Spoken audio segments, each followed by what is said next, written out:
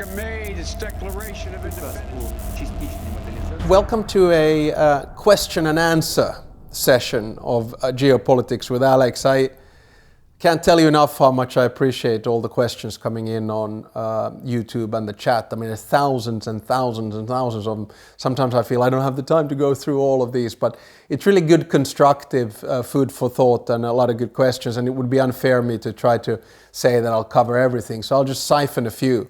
And I'm trying to show you also that I'm like a super modern tech guy. So I'm going to be looking at the questions from my phone as opposed to the notebook from which I usually do my lectures. So this is kind of Alex old school becoming really new school.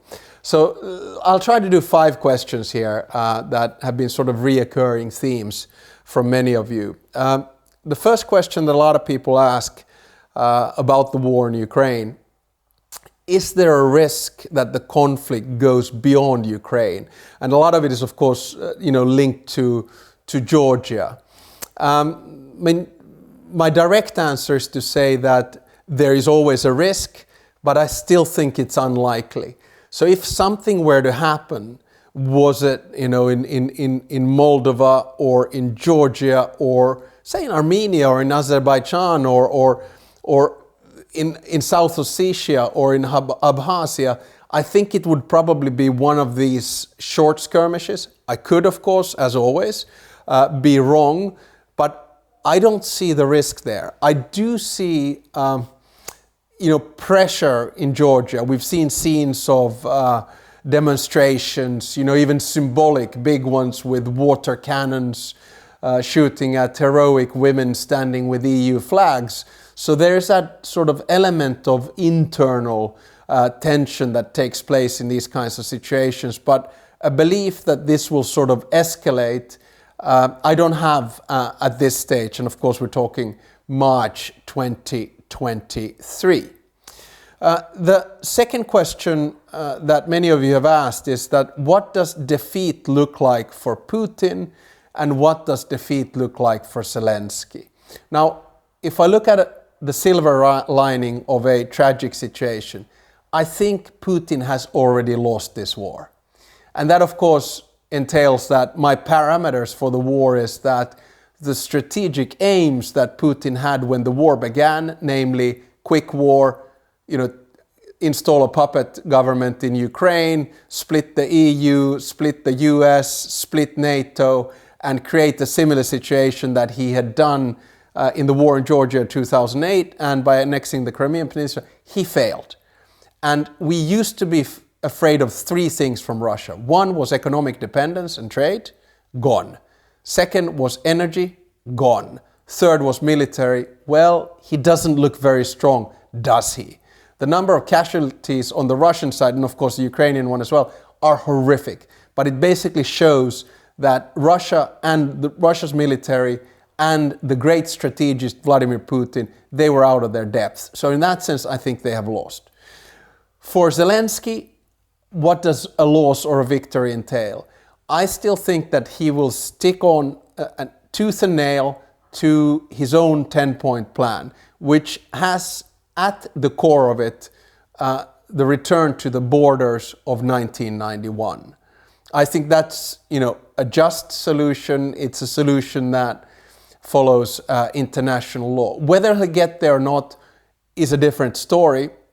But we are in a situation where basically Putin has tried to annex illegally 5 areas and Zelensky needs to get those back. I think Zelensky is already the moral winner. Ukraine is the moral winner. And if the end game here, and when the end game here is a division of European security into 2, in other words, the isolation of Russia on one side and 44 European countries on the other, that is already a Ukrainian victory. So I look at the prospect of victory or loss from a different lens for Putin than for Zelensky and Ukraine. Where exactly it will land and when it will land, I simply do not know. The third question that many of you pose is, does Putin have time on his side? And of course, if you read a lot of international media, Economist, Financial Times, New York Times, Le Monde, Figaro, Frankfurt Allgemeine Zeitung, Corriere della Sera, you name it. There is this element and sort of undercurrent which says that Putin believes that he can just continue and wear the Europeans out. It's going to be another question, by the way. But yes, he has time on his side, but you know what? It's not working. And the longer we go into this, the more difficult it is. Okay, then you can come and have a conversation about black swans. The elections, presidential elections in the United States in 2024, who's going to win there? Is Biden or a Biden-like president going to continue the strong Western support, or is there going to split the United States? We don't know. But every day, every week, every month that goes on, I am simply impressed by the support that the West is given to Ukraine. Why do they do it? First of all, because they can, and secondly, because they understand that this war is about more than just Russia versus Ukraine. It is also about Russia versus the West, and also then the new global order. The fourth question I have gotten from many of you is there a risk for war fatigue in the West? Here's where I come back to my previous thesis and tell the little anecdote that when I was in Davos, unusually in May 2022, it had been postponed not because of the war, but because of COVID. I warned a lot of my Ukrainian friends, there was a parliamentary delegation, experts, etc., that listen, you're going to have to prepare that Europeans get tired of this war, that we start focusing on our own things, energy prices, food prices, inflation, interest rates. But you know what? It hasn't happened yet. And I think there are two reasons for this. One is that I think a lot of political leaders in Europe have communicated the price of war, or the price of peace for that matter, quite well. So people understand, even without that communication, that the price that we are paying for the war in terms of a reduction of our welfare, at least in the short term, is very low in comparison to the tragic price that Ukrainians are paying for it. The second reason is that anytime that there is even a feeling of war fatigue, Putin attacks a civilian target. It can be a hospital, it can be an apartment block, it can be a theater or even a school. And when that happens, we just can't turn our backs on that. We can't turn our face away and realize, well, listen, we're going to continue to support Ukraine. So far, so good. I think the support continues.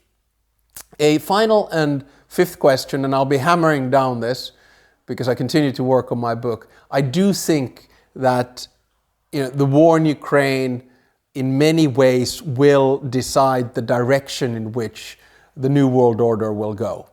And I keep on coming back to the thesis that it's about the global West versus the global East. In other words, the liberal norms-based world order versus a more authoritarian static world order. And the one that is going to decide it is the global South. The global South does not want to take sides. So please stop this narrative about this is all about democracy versus autocracy. No, it's not. For the global South, it's about agency. It's about power. It's about welfare and trade and energy security and food security. And if the global West plays its cards right, drives a more dignified foreign policy, less aggressive foreign policy, it can win this game because the Chinese and the Russians are very good at creating path dependencies on infrastructure and energy and other things. So it has many different ramifications. So these were the 5 questions I wanted to deal with today, and there'll be more coming next week or the week after. Thank you very much. Before America made its Declaration of Independence, the world